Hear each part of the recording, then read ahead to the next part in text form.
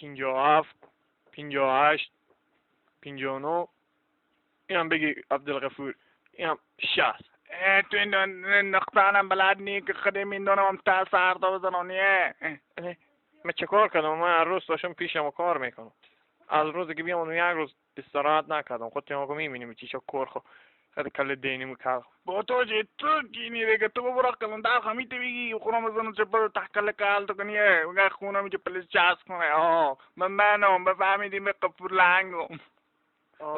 من خود من هرکی هستی به من هیچ پوخ معلوم نمیشه بفهمیدی. با تو چه سیکو تو گال مناسبه نمیکنه که با خدا نیه. یعنی من میگم نواره به تو بندازم که رنج دوی.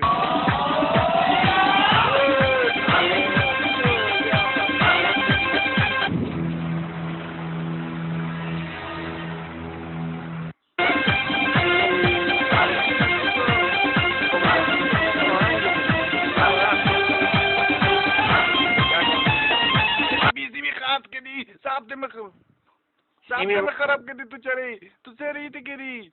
نه با کجا بسیمی قطع کنم؟ انا خود شما میبینیم من تیار میکنم. تو کی میگه آنی بیزیمی خراب کردی مر با خدا صاحب کنم مر میزنه.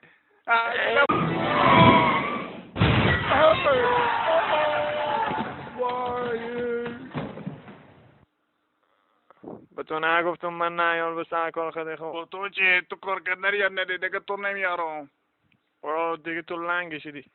بیا از یه فول لنگم کن هستی بیخی. با خدای مشته بزنم تحقیل تو نیه کنگه هرچی شد نمیجی بلقاق بریشه. آنه بهی برن دیگه نیرو انتظیم ناجا.